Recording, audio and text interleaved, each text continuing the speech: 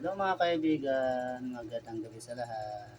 So, pagdating ko galing sa trabaho, nadatnan ko si Dagol, may sakit. Kaya yung pinakain ko siya ngayon, hindi po niya mapanlasahan yung pagkain niya dahil po may sipon po yung ulo niya. Wala po siyang pangamoy. Kaya mga kaibigan, kawawa si Dagol, payat na po siya. Papayat na po yung katawan niya. Tingnan niyo po mga kaibigan, oh, papayat. Wala po siyang panlasa. Hindi po siya kumakain ng maayos kasi wala siyang panlasa. So ayan mga kaibigan ko, hihilutin ko ngayon ang ulo ni Dagol para naman matanggal yung sipon niya sa ulo niya. Kasi may sipon po si Dagol eh. Yan mga kaibigan, gamit ko lang po mga kaibigan pang hilot kay Dagol. Ito lang po, apicacent oil. Si Dagol lang po to ang hihilutin ko. Yan mga kaibigan, hihilutin na po natin si Dagol. So unang-una, aplasan natin yung ulo ni Dagol. Tutok mo to. Yan mga kaibigan, hilutin po natin yung ulo ni Dagol. Kasi po masama kung pakaramdam ni Dagol eh.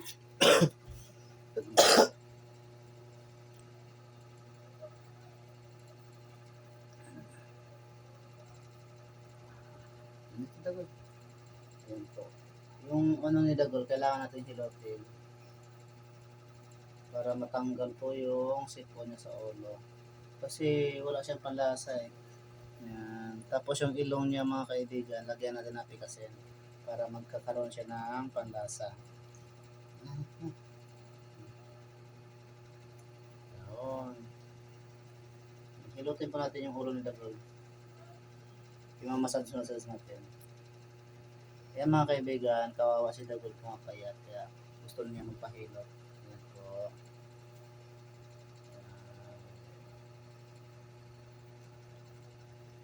Kaya pag mayroon kayong alagang aso mga kaibigan, alagaan nyo maigi. Kasi itong aso nakakatulong din po to sa atin.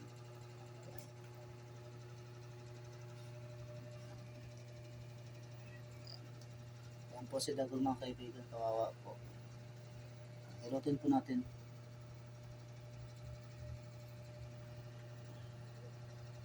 Yan.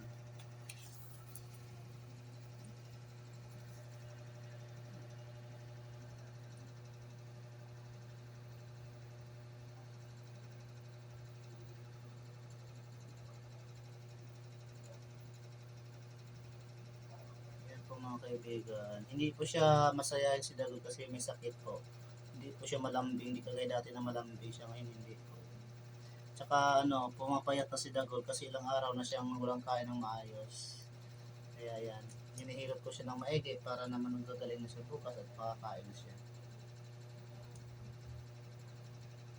Kasi ang bait-bait ni Dagol eh. Tignan mo, payat na si Dagol.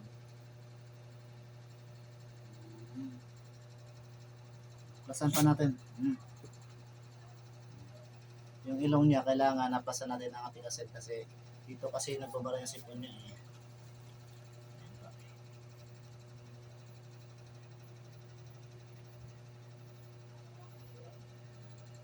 Yan po, gustong-gusto niya po mga kaibigan hilutin yung ulo niya kasi dito po kasi yung sakit ng ulo niya eh. Meron po kasi siyang atrangkaso.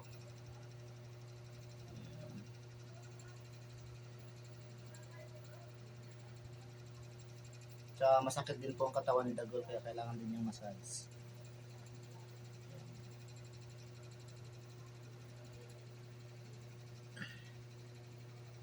Yan po.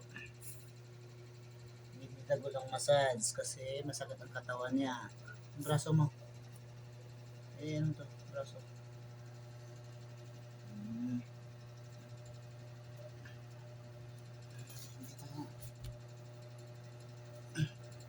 Dilat na yaman, Jojo. Hindi, huwag ka maano ulit kasi natin yung braso mo. Upo ka lang, upo. Upo ka lang, upo.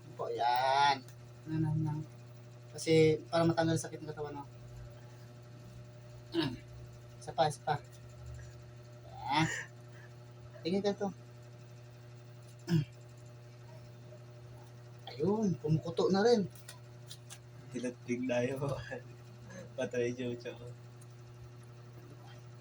Yan.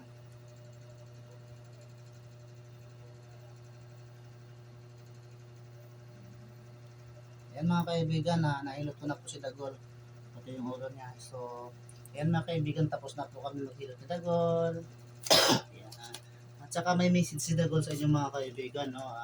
Sana pa-subscribe naman sa YouTube channel namin at saka pa-like na rin at saka pa-share na rin sa aming mga video.